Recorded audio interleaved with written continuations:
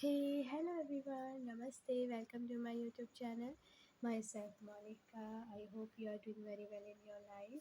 I'm a service provider as a teacher and a guider of your.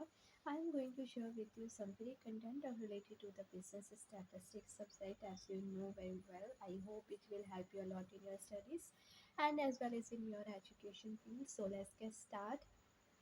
हमने टैबलेशंस कर रहे थे, टैबलेशन की थ्योरी कर रहे थे, ठीक है।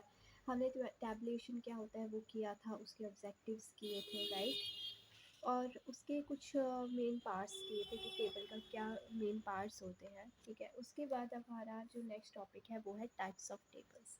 सो टाइप्स ऑफ टेबल्स कैसे होते हैं और क्या होते हैं। So let's get start. Table are of two types, दो तरीके के टेबल होते हैं। First is simple and complex table and second is general purpose and special purpose tables, ठीक है। सो फर्स्ट जो है सिंपल एंड कॉम्प्लेक्स टेबल्स, इसके अंदर दो पार्ट्स आते हैं। First is simple table and second is complex table, ठीक है।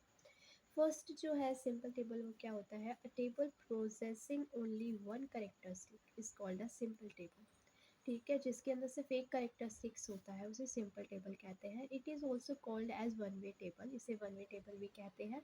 It can be represented as under. So देखिए वन वे टेबल कैसा होता है कि यहाँ पर कुछ स्टूडेंट्स के मार्क्स शो कर रहे हैं, ठीक है, मार्क्स ऑब्टेन क्लास इंटरवल के तरह, ठीक है। एंड उसके बाद नंबर ऑफ़ स्टूडेंट्स के 0-10 के बीच में 5, 10-20 के बीच में 8, 20-30 के बीच में 12, 30-40 के बीच में 6 एंड 40-50 के बीच में 4। सो टोटल जो है नंबर ऑफ़ स्टूडेंट्स कितने हैं, 35, ठीक है। तो ये होता है वन वे टेबल। नेक्स्ट जो है वो है कॉम्प्लेक्स टेबल, ठीक है। So a table possessing more than one characteristic is called as complex table. जहाँ पे दो एक या एक से ज़्यादा, जब एक करेक्टरिस्टिक से ज़्यादा होते हैं, ठीक है, वो कॉम्प्लेक्स टेबल होते हैं। The given characteristics are presented in columns and rows. जो करेक्टरिस्टिक्स होते हैं उन्हें रो और कॉलम्स में प्रेजेंट किया जाता है। It is also called two way table, ठीक है, इसे दो टू वे टेबल भी कहते हैं। It can be illustrated as under. तो देखिए इसके अंदर हम एक इलस्ट्रेशन के थ्रू देखेंगे।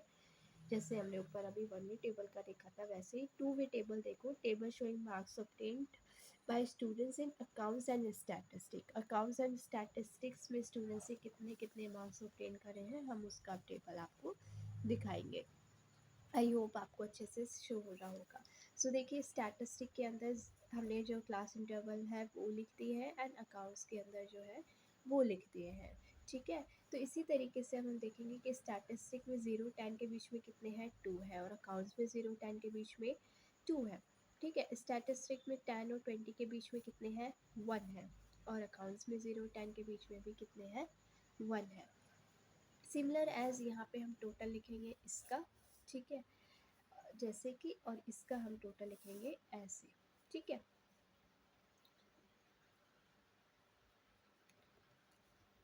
सो इसी तरीके से 10 और 20 के बीच में कितने हैं, 3 हैं, और इसमें स्टैटिस्टिक में कितने हैं, 3 हैं। 20 और 30 के बीच में कितने हैं, 4, ठीक है। एंड 10 और 20 के बीच में 4। तो इसी तरीके से हम ये पूरा टेबल जो है वो क्या कर देंगे, प्रिपेयर कर लेंगे। ये एक तरीके से आपका एक वन टू वे टेबल है, ठीक है। इसके अंदर दो करेक्टरिस्टिक्स ले रहे हैं हम, एक स्टैटिस्टिक्स सब्जेक्ट का ले रहे हैं और एक अकाउंट सब्जेक्ट का ले रहे हैं एक साथ। बस ये ध्यान रखना होता है कि यहाँ का टोटल और यहाँ का टोटल जो है वो इक्वल होना चाहिए। अगर इसका टोटल 40 है तो इट मीन्स इसका टोटल भी जो है वो कितना होना चाहिए, 40 होना चाहिए, ठीक है। इसी तरीके से हम इसको प्रिपेयर करते हैं। इसकी जो इलस्ट्रेशन करेंगे आपको और अच्छे से समझ आ जाएगा, ठीक है। सो उसके बाद है मैनीफोल्ड टेबल। अब मैनीफोल्ड टेबल क्या होता है, if a complex table has more than two characteristics. अब जहाँ पे दो से ज़्यादा करेक्टरिस्टिक आ जाते हैं उसे क्या बोलते हैं, manifold table. Normally a table can accommodate only 4 characteristics, ठीक है। नॉर्मली जो टेबल होता है उसमें हम 4 करेक्टरिस्टिक्स को शो कर सकते हैं। There's 2 characteristics are shown in columns and other 2 in rows, ठीक है।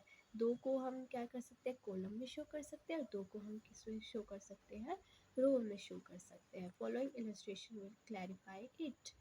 अब यहाँ पे देखो एक आपका इलस्ट्रेशन दिया हुआ है वो आपको क्लैरिफाई कर देगा।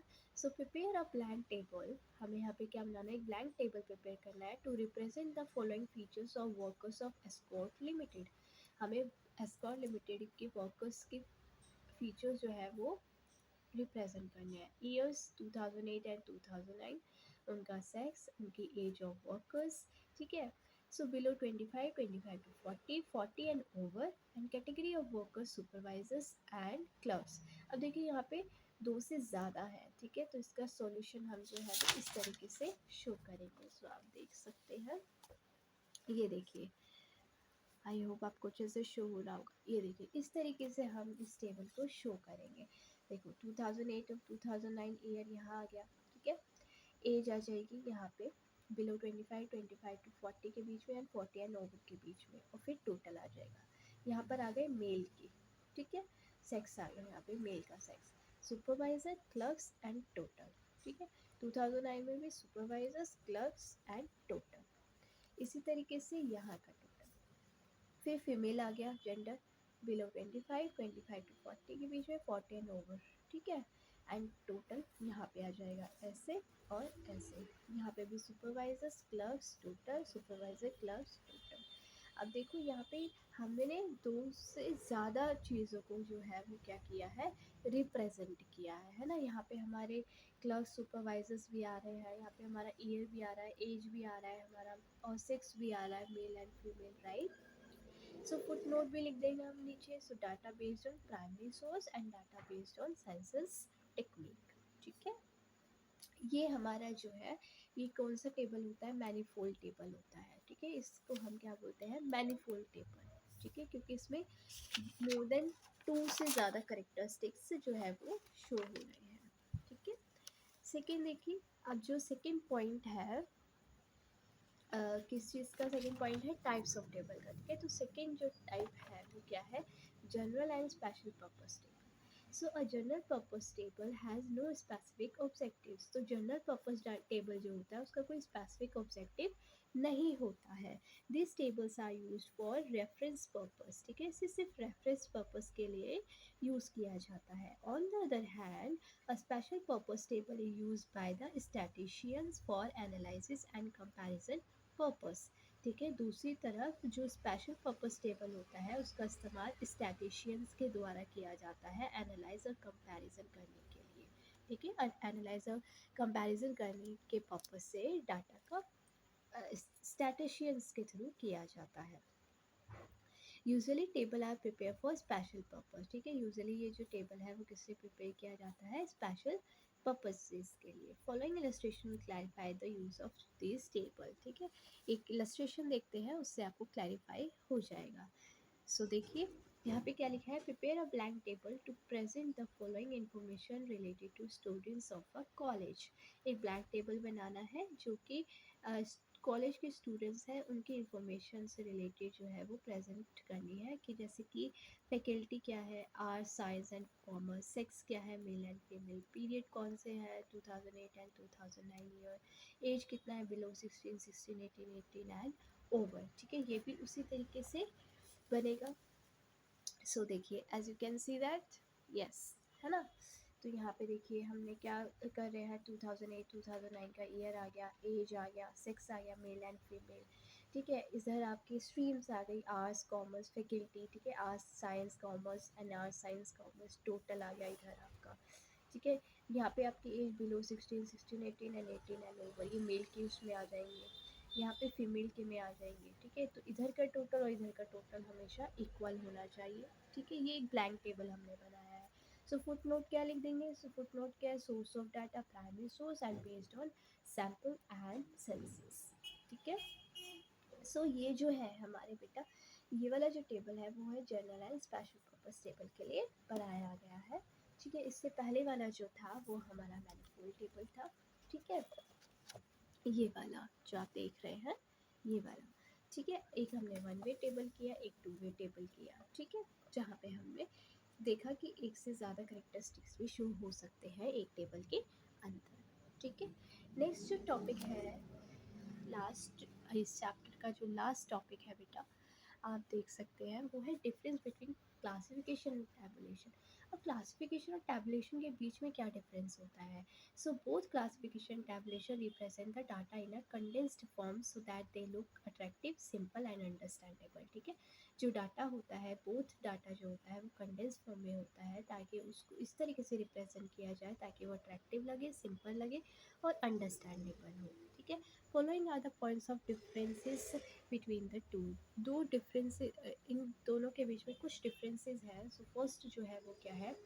Classification is a first step towards tabulation while tabulation is a second step. तो फर्स्ट स्टेप जो है वो क्या है? क्लासिफिकेशन। और सेकंड स्टेप क्या है? Tabulation. Thus classification is a basis for tabulation. ठीक है, टैबुलेशन का बेसिस है क्लासिफिकेशन। सेकेंड पॉइंट्स है, in classification we arrange the data on the basis of their points of similarity and dissimilarity. Classification के अंदर हम डाटा को किस आधार पे अरेंज करते हैं? सिमिलैरिटी और डिसिमिलैरिटी के बेसिस पे। ठीक है, while in tabulation classified information is represented in columns and rows. और टैबुलेशन की टेबल के अंदर हम डाटा को किस तरीके से क्लासिफाइड करते हैं या रिप्रेजेंट करते हैं? कॉलम्स एंड रोज में। ठीक है, इस तरीके से हम रिप्रेजेंट करते हैं। Third point and last point is classification facilitate the analysis of data while tabulation is a technique of presentation of data. तो क्लासिफिकेशन जो है वो डाटा का एनालाइज करता है और जो टैबुलेशन है वो टेक्निक है डाटा को प्रेजेंट करने की। ठीक है, आई होप आपको ये अच्छे से समझ आया होगा। ये आपका लास्ट टॉपिक था इस चैप्टर का।